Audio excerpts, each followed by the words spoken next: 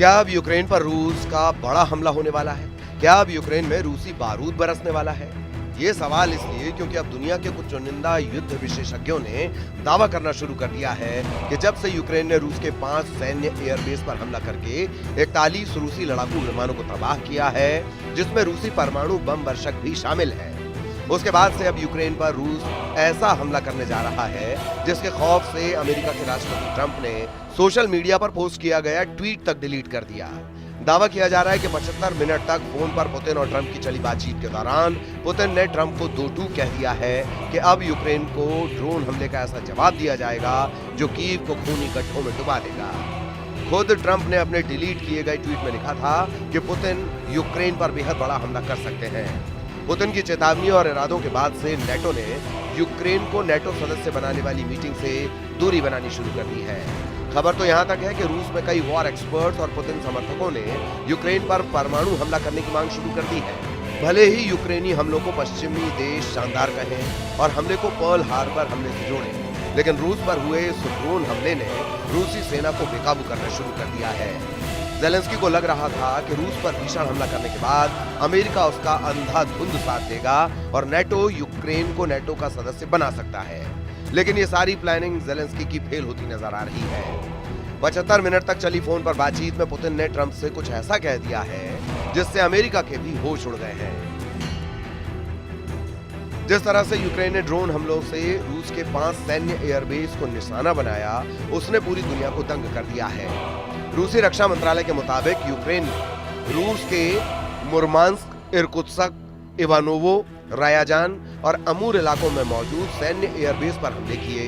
Ukraine ने airbase पर FPV यानी फर्स्ट पर्सन व्यू ड्रोन से हमले किए, लेकिन इन हमलों के 52 घंटे बाद ही रूस ने ऐसे खौफनाक हमले यूक्रेन पर शुरू कर दिए जिसने राष्ट्रपति ज़ेलेंस्की और राष्ट्रपति ट्रंप को हैरान कर दिया है। अब आप ये भी जान लीजिए कि आखिर क्यों ट्रंप ने पुतिन से हुई 75 मिनट की बातचीत के बाद जो ट्वीट किया था उसे घबराकर क्यों डिलीट कर दिया। अमेरिका के राष्ट्रपति डोनाल्ड ट्रंप ने दावा किया है कि रूस के राष्ट्रपति व्लादिमीर पुतिन ने उन्हें साफ शब्दों में कहा है कि रूस यूक्रेन के हालिया ड्रोन हमले का जवाब जरूर देगा।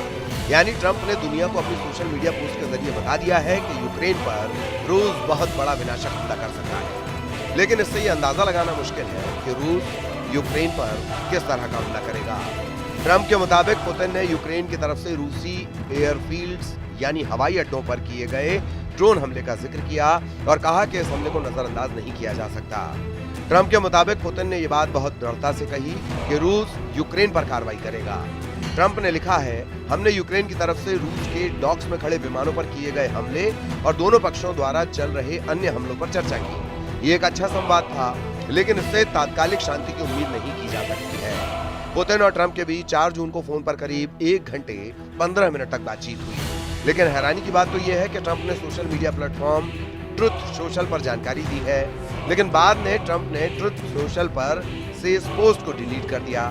ऐसा ट्रंप ने क्यों किया, इसका जवाब ट्रंप प्रशासन देने को तैयार नहीं है। यूक्रेन के रूसी बम वर्षक विमानों पर भयानक ड्रोन हमलों के बाद अब कुछ पश्चिमी देशों के वॉर एक्सपर्ट्स ये दावा करने लगे हैं कि रूस के साथ युद्ध को जीत रहे हैं।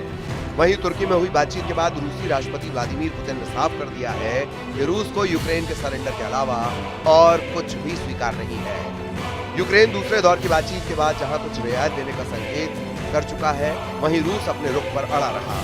इससे शांति की संभावना न के बराबर रह गई।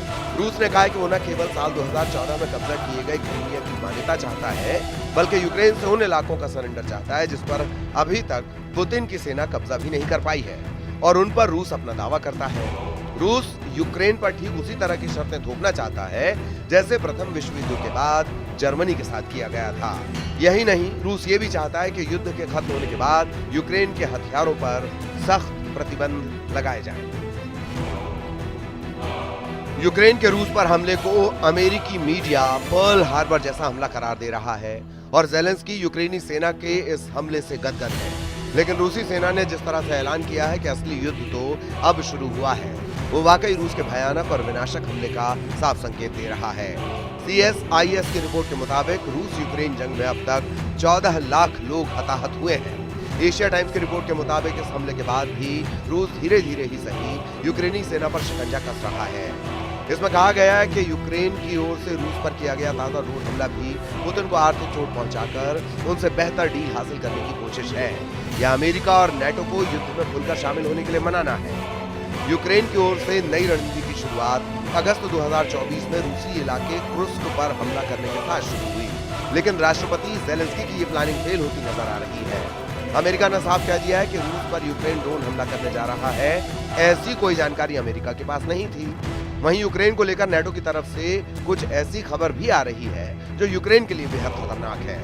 यूक्रेन के नेटो में शामिल होने की उम्मीदों को झटका लगा है। मीडिया रिपोर्ट्स के मुताबिक आगामी नेटो शिखर सम्मेलन में यूक्रेन की सदस्यता पर कोई चर्चा नहीं होगी। नेटो के एक राजनयिक ने कहा है कि वे इस मामले पर जानबूझकर चुप्पी साधेंगे ताकि अमेरिका और यूरोप के बीच तनाव न बढ़े। यूक्रेन के राष्ट्रपति व्लादिमीर ज़ेलेंस्की इस सम्मेलन में मौजूद रहेंगे, लेकिन उनसे नेटो से कोई औपचारिक बातचीत नहीं होगी। रूस जिरकॉन मिसाइलों से बड़ा हमला कर सकता है। इसे रूस की रक्षा प्रणाली में सबसे आधुनिक और घातक हाइपरसोनिक मिसाइल माना जाता है। ये जिरकॉन हाइपरसोनिक एंटीशिप मिसाइल है। ये मिसाइल हाइपरसोनिक स्पीड यानी ध्वनि की गति से 9 गुना तेज चलती है, जिससे इसको पकड़ना या मार गिराना लगभग नामुमकिन हो जाता है। इसकी रेंज करीब 1000 किलोमीटर तक है। अभी जो हालात चल रहे हैं उसके मुताबिक रूस ऐसी मिसाइलों से हमला करना चाहता है जो परमाणु मिसाइलें तो न हो, लेकिन उसमें विनाश करने की क्षमता परमाणु बम जैसी हो। दावा तो यहाँ तक किया जा रहा है कि रूस अपनी ऑरेशनिक बैलिस्टिक मिसाइल से भी हमला कर सकता है, जिसके बारे में दावा किया जाता है कि ये 11 मैक यानी 12,300 किलोमीटर प्रति घंटे की रफ्तार से हमला करती है। ये 15 मिनट में 1000 किलोमीटर की दूरी तय कर सकती है। ऑरेशनिक मिसाइल में 6 वॉरहेड्स होते हैं, जिनमें से प्रत्येक में 6 हथियार और विस्फोटक भी होते हैं। रूस की ऑरेशनिक बैलिस्टिक मिसाइल के बारे में दावा किया जाता है कि ये इसका तापमान सूरज की सतह के बराबर पहुंच जाता है जब ये अपने लक्ष्य को तबाह करती है।